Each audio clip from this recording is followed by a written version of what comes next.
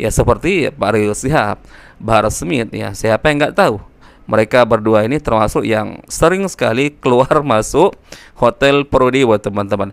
Jadi kita tuh kadang berpikir, teman-teman, ini maksudnya nasihatkah untuk para pemimpin, ataukah ini sebenarnya adalah unek-unek kepada pemimpin karena mungkin selama ini mereka ini nggak terima, ya, karena dijerat hukum. Karena kan narasi mereka tuh sering mengatakan pemimpin kita saat ini sangat zalim terhadap rakyat, ya, suka mengkriminalisasi para ulama. Di masa-masa akhir jabatanmu, wahai Jokowi, minta maaflah kepada rakyat atas selama ini kebijakan-kebijakan yang kau lakukan, yang dimana mungkin banyak daripada kebijakan-kebijakan itu menyengsarakan rakyat, bikin rakyat susah, bikin rakyat menderita, bikin rakyat kelaparan.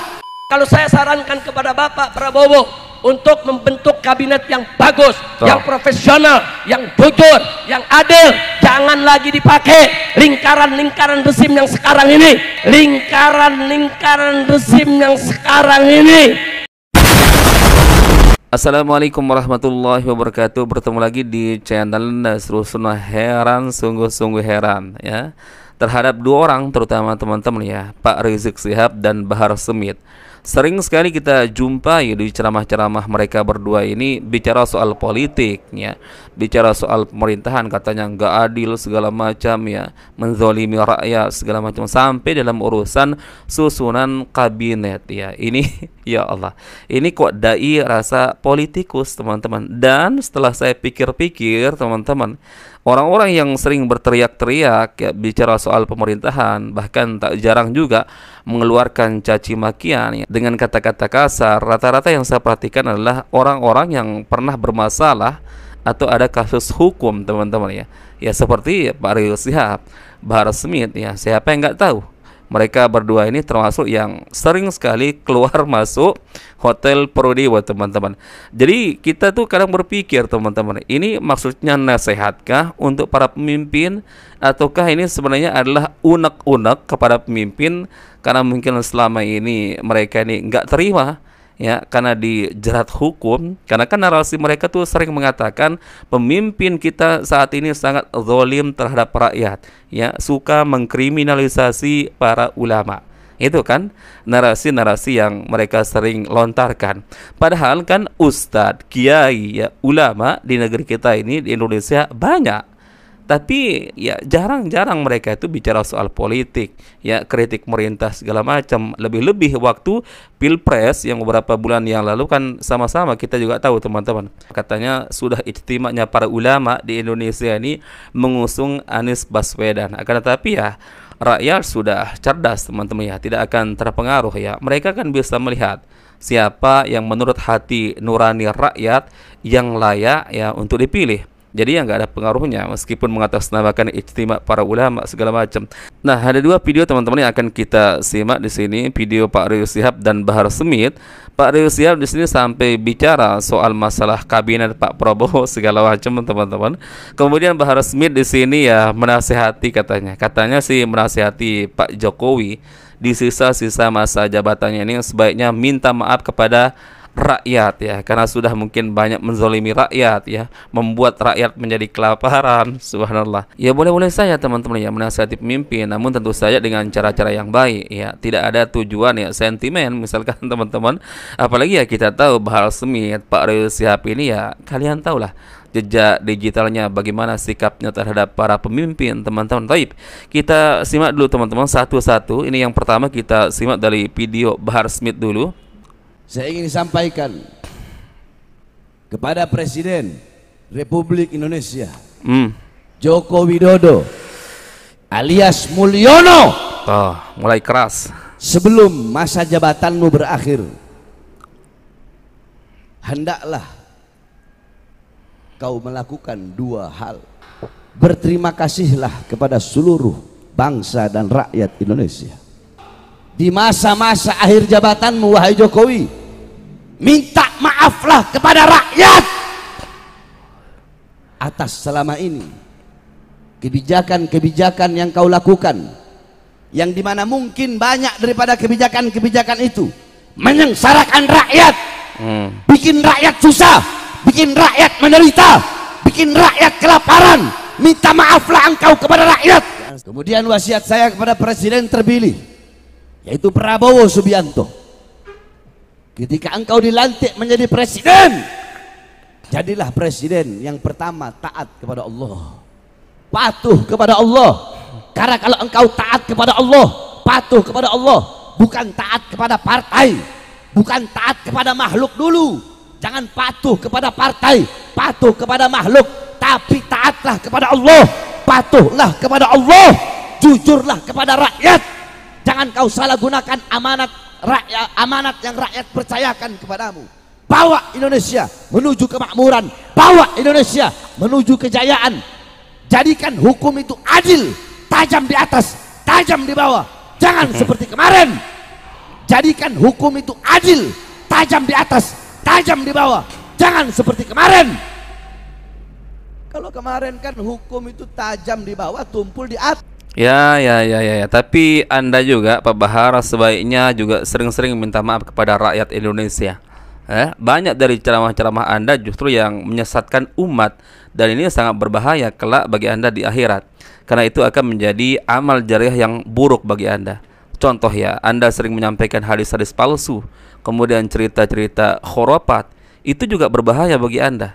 Ketika orang-orang, terutama jamaah-jamaah Anda, mengamini, membenarkan ceramah-ceramah Anda, ya, kemudian diamalkan, ya, diyakini, ya, maka itu berbahaya. Itu akan menjadi keburukan bagi Anda sendiri. Bukan hanya Anda akan menyengsarakan diri Anda sendiri, tapi juga membuat orang lain juga akan semakin tersesat, ya. Maka nasihat Anda ini sebaiknya Anda tujukan dulu kepada diri Anda sendiri. Anda sebagai dai yang banyak berbicara soal agama, namun banyak kita jumpai dari ceramah-ceramah Anda ini yang justru ya melenceng dari Al-Quran dan Sunnah, ya. Terutama ketika Anda mendoktrin umat terkait dengan masalah nasab, kemudian ya cerita-cerita khurafat Anda yang betul-betul itu tidak ada sumbernya dari Al-Quran dan Sunnah, maka itu ya menyesatkan umat, ya. Dan tentu Anda akan menanggung akibatnya kelak di akhirat. Jadi bukan hanya Pak Jokowi yang harus minta maaf kepada rakyat Indonesia, Anda juga harus banyak-banyak meminta maaf kepada rakyat Indonesia, ya, yang sudah menyaksikan ceramah-ceramah Anda baik secara langsung maupun lewat media. Kemudian ceramah-ceramah Anda itu dipercaya, padahal terkadang isinya cerita-cerita halu yang Anda bungkus dengan karomah para wali, kemudian doktrin-doktrin sesat terkait masalah nasab, kemudian hadis-hadis palsu. Itu Anda harus minta maaf kepada rakyat Indonesia. Baik, kita simak sekarang teman-teman video yang kedua dari Pak Rizik Syihab. Oh ya, berarti tadi itu ya Bahar Smith bukan hanya menasihati Pak Jokowi, tapi juga kepada Pak Prabowo. Luar biasa. Baik, kita simak teman-teman video dari Pak Rizik Syihab. Jadi kalau saya sarankan kepada Bapak Prabowo untuk membentuk kabinet yang bagus, yang profesional, yang jujur, yang adil, jangan lagi dipakai lingkaran-lingkaran rezim yang sekarang ini.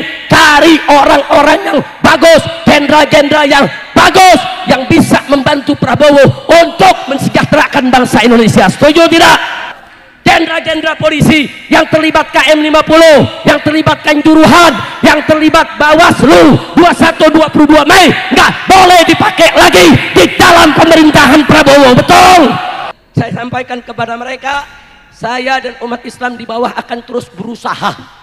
Bagaimana orang-orang brengsek saat ini yang korupsi, yang terlibat di KM 50, yang terlibat di Kanjuruhan, yang terlibat saudara dalam peristiwa Bawaslu, yang membantai rakyat, membunuh rakyat, merampok duit rakyat, kita akan seret mereka semua untuk dijebloskan ke dalam penjara. Teman-teman, ini bukti yang saya katakan di awal. Ini bicaranya seperti nuansa politik banget gitu teman-teman, ya. Bicara soal korupsi, kemudian bicara soal apa, susunan kabinet Pak Prabowo. Jadi beliau ini mengusulkan, teman-teman, ini sudah terlalu dalam kalau menurut saya, teman-teman, ya. Makanya saya katakan coba jadi dai itu, Ustadz Kiai, coba lebih banyak fokus stay dalam urusan agama saja. Bukan berarti saya mengatakan tidak diperbolehkan menasihati pemimpin, ya, memberi saran kepada pemimpin. Tapi kalau kebanyakan teman-teman, ini kan kesannya seperti dai rasa-rasa pengamat politik jadinya teman-teman ya. Coba bicara masalah koruptor segala macam, itu kan sudah ada ya urusannya dengan KPK segala macam teman-teman ya. Sudah ada pakem-pakem masing-masing. Ya boleh memberi nasihat. Siapa mengatakan tidak boleh? Boleh. Sangat-sangat boleh. Siapa lagi yang akan menasihati pemimpin kalau bukan orang yang faham dalam urusan agama? Tapi kalau kebanyakan hampir di setiap panggung ceramah bicara soal ketidakadilan pemerintah ya, masalah koruptor ya, kemudian apalagi sampai menyentuh susunan kabinet. Lebih-lebih kalau kita mundur beberapa bulan yang lalu di saat Pilpres, teman-teman, katanya ada ijtima para ulama yang sudah mengusung Pak Anies, kata ini kan memang sangat kental teman-teman, seperti dai rasa pengamat politik atau dai rasa politik.